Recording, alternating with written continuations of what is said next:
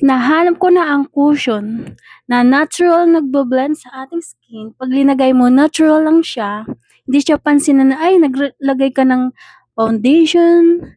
Tapos, ano lang siya, may protection na din siya sa sun. Oh, with SPF 45+++. At maliban doon, ano na rin siya, waterproof. So, perfect to sa mga oily skin kasi yung mukha mo, hindi mag-oil pag ito ginamit mo.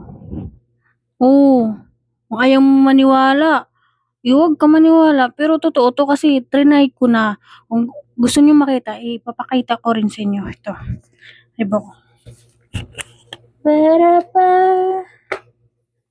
Hirap naman ito. Ito.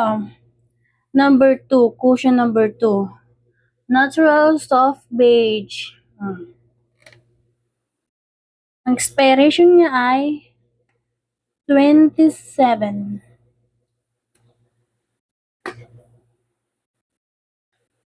Ay, 7. 2026 pala. Ito, 2026. 2026. Hindi, ang hirap ang buksan, day. Harapan ako. Tingnan mo. Ah, tingnan mo, day. Ang ganda. Ang ano pa lang niya, oh. Ganda niya, day. Dito siya i-open. Ay, nahulog. Nahulog ang ating mic. Nahulog siya. Ito yung, ano natin, pang ganito. Alam mo, tara. Tapos, may salamin na din siya, oh. Oof. Tapos, ganito natin, ha. All skin to, ha. Bubuksan. Tapos, open pa natin dito. Ito yung tsura niya. Ito ay natural soft beige siya. Diinan ko. Yan o. Yan. Natural lang siya. O, hindi mo papansin. Eh, naglagay ka. Pasensya na.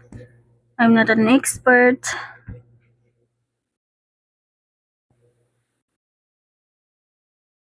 Nakita niyo? Di ba ang ganda niya? Di nga ako nito bibili dapat eh.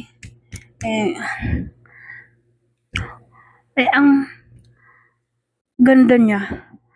Hindi ako palayas na babae. Pero napabili ako nito kasi ang ganda niya. Natural lang siya nagbe-blend sa skin mo. Tsaka hindi halata na ay naglagay ka ng ganito, pang ano sa mukha mo. Tsaka waterproof siya. Perfect to sa mga oily skin. Oh, 'di ba? Ganda. Oily skin naman, oily skin ba yung mukha ko? Kaya, binili ko to. Kasi oily skin si daday. O, nakita nyo? Diba? Ganda niya. Natural lang siya. Kaya anong manaantay mo pa, day? Bilhin mo na to. Hanggat hindi mo pagsisisihan. Ganda niya, day. May protection na din niya sa sun.